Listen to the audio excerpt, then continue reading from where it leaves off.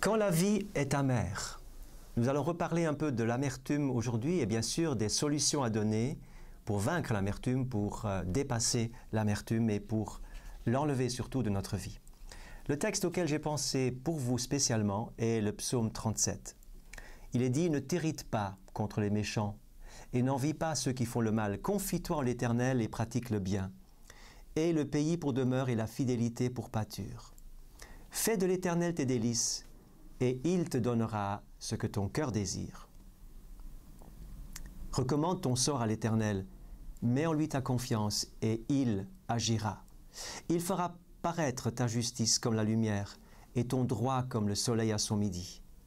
Garde le silence devant l'Éternel, espère en lui. Ne t'irrite pas contre celui qui réussit dans ses voies, contre l'homme qui vient à bout de ses mauvais desseins.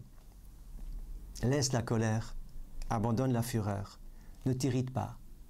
Car en effet, l'amertume peut créer de l'irritation, de l'incompréhension et peut nous bloquer dans notre situation car on se demande pourquoi ça ne marche pas. Pourquoi les autres ont le succès et pas moi? Pourquoi la vie ne me sourit pas? Pourquoi est-ce que je reste toujours dans les mêmes problèmes?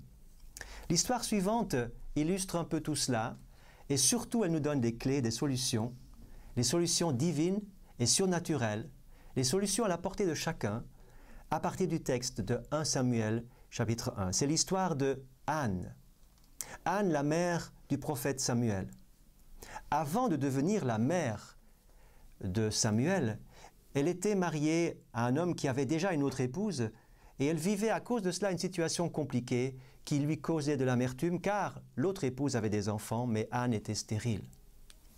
Cette stérilité lui posait beaucoup de problèmes, bien sûr, on peut comprendre, mais elle a autorisé quelque part à l'amertume de venir dans un coin de son cœur, ronger, alourdir sa vie et attrister, affliger son âme.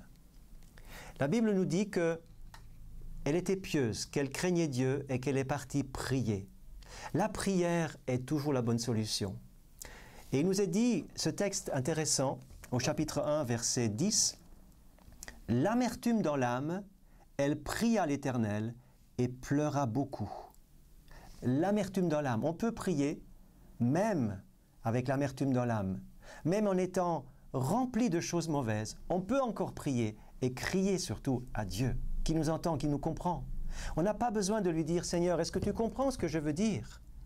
Car il nous comprend toujours. Il y a aujourd'hui, là où vous êtes, il y a ce lieu secret où vous êtes invité, où je suis invité à me rendre et à plonger dans sa présence, à me rendre dans sa présence pour libérer mon cœur de tout ce qui me pèse, de tout ce qui me charge, de tout ce qui me chagrine, car j'ai besoin de lâcher prise devant Dieu qui me comprend, car même les larmes sont comptées. Le psaume 56, verset 9 nous dit que Dieu compte les larmes dans son outre et il les inscrit dans son livre.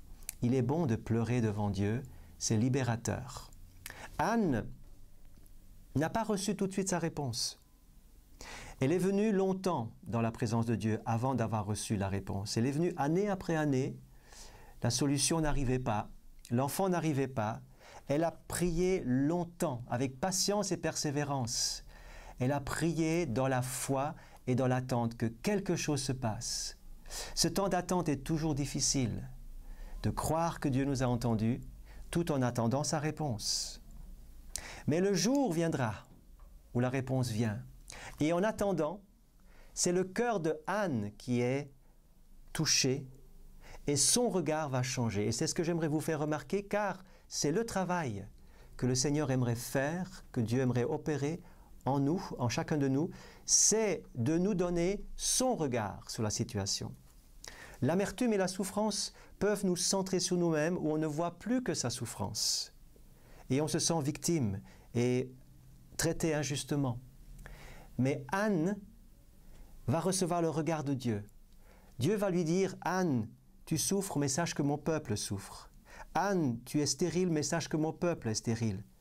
Anne, tu as besoin d'un fils, mais mon peuple a besoin d'un fils, a besoin d'un prophète et d'un homme de Dieu. C'est pourquoi Anne va prier, « Seigneur, si tu me donnes un enfant, je le consacrerai pour le service de Dieu. » Son regard a changé durant le temps de prière.